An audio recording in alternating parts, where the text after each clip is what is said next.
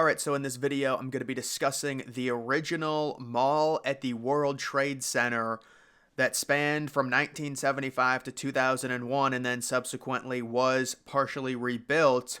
The mall at the World Trade Center was an indoor underground shopping mall that was located in the concourse area of the original World Trade Center complex. Most of the mall was located underneath 4 and 5 World Trade Center, as well as under the World Trade Center main plaza. It was completed in 1975 as the largest shopping mall in New York City and was managed by the Westfield Group. The main entrance was located on the south side of 4 World Trade Center facing Liberty Street, with escalators going down into the concourse.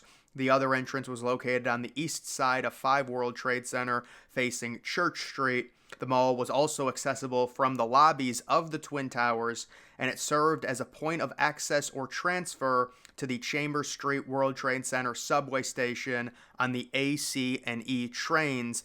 The mall included a food court, as well as approximately 80 stores.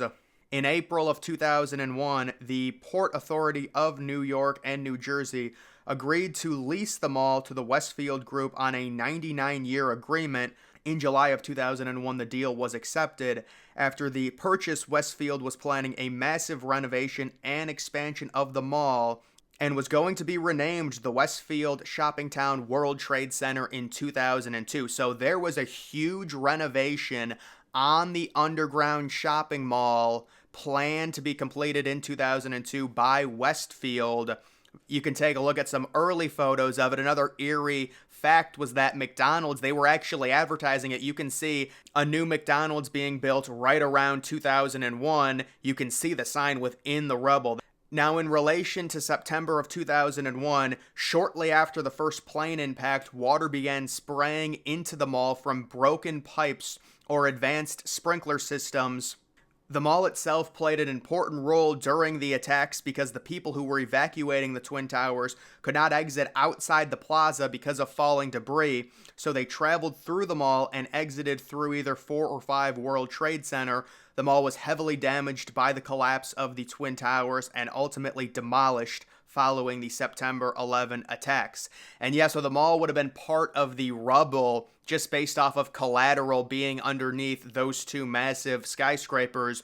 All of the debris, all of the stuff that would rain down. There is some photos of just a complete dilapidated looking underground mall. I mean, those first few days after the collapse, could you imagine underground what that would have been like? Imagine taking a camera 4K, going down there and filming just in pitch black darkness, and you just have a little light at the tip of your camera. That would just be a crazy video. But this was 2001. They didn't have the technology to do that, nor probably was it even open. At that point, a lot of the mall, even access to entry, would have been severely limited considering all of the debris falling down. A lot of it was probably covered up, and they had to uncover places where you could actually enter the mall and get into it, especially from the Twin Towers. You could probably still enter it via World Trade Center Building 4 or 5, and it was demolished and eventually rebuilt. Construction on the One World Trade Center portion of the new mall began in 2007, so 6 years after it was destroyed.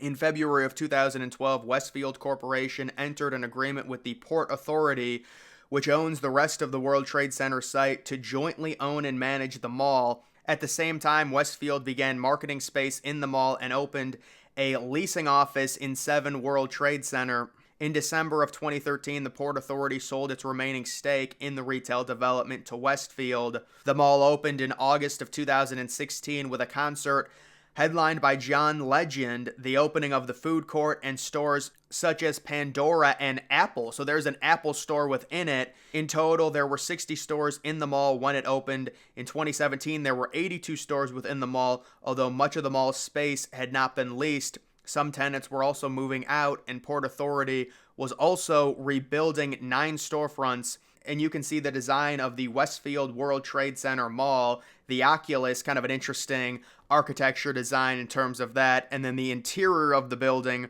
right there, you can see stores on each side. Looks like, around 2 floors worth of stores with escalators there at the end and an interesting concaving roof type architecture going up all the way to the top. The design of the new World Trade Center Mall is certainly different from the old one. You can see the ceiling design on the exterior, although it is partially in ground. Honestly, looking at that all white color, imagine if this becomes a dead mall, how ominous that would be looking at that. Just kind of a weird image there going with the all white. But the old mall, I think the question is, after the renovation, what would it have looked like? Would it still be around today? We know malls are dying right now. I think it would still be around and kicking and doing pretty well, just based off of its location and its entry points and its access to the World Trade Center complex, the Twin Towers. But when you think about it, it does seem like the most obvious escape, especially considering the unstable nature with the falling debris of the towers. Go underground. There's an access point within both of the towers to get to the mall and then to go on out through both 4 World Trade Center and 3 World Trade Center. So that was used. And the other thing I would wonder, we really have no images, at least that I know of the sprinklers being on inside the mall. Maybe, you know what? Maybe there was one image that I saw a while ago of it, but you got to wonder how bad was the flooding. And then obviously these things, it didn't fully collapse in ground. It wasn't like the towers coming down completely 1000% destroyed the entire mall. But salvaging the mall in its dilapidated state, which with what was going on above it, was pretty much rendered useless. You would have to, it's like a 7 or 8 year project just to clean everything up and get the World Trade Center complex running again. Really thinking what you're going to do, how would you be able to clean up a mall? It just didn't make sense. There was no real reason to salvage it. It would end up costing too much money. So they end up just rebuilding it starting, around in 2007 within One World Trade Center, and it opens in 2016.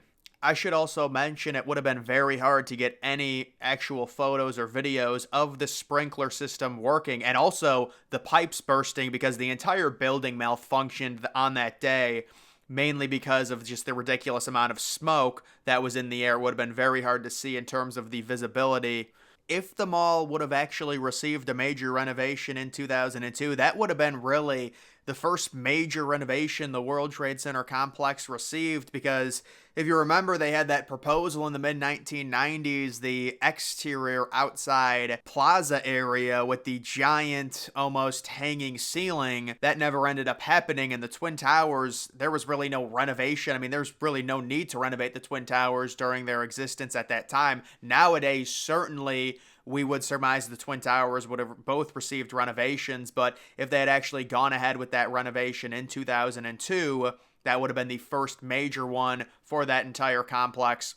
There were also a lot of photos of the dilapidated subway system. Now, the subway system was kind of intertwined with the underground mall. Considering it was an underground mall, you would think the subway system would be basically right next to it, and obviously it suffered significant, extensive damage because of the collapses. So that is the story of the original World Trade Center underground mall, lasting from 1975 to 2001 and then subsequently rebuilt in 2016. At least that's when it opened. It was originally theorized in 2007, and the newer design, certainly it's more modern. It looks really nice. You can see the exterior of it. It's better architecture. The older one, again, a lot different, to where it was just more in-ground. There was no ceiling to it that let in natural light like the new one has. And it's not all that surprising considering we're trending more and more towards natural light with pretty much everything. But that is going to do it for this video. Make sure you're following me on X. Link to that's always in the description.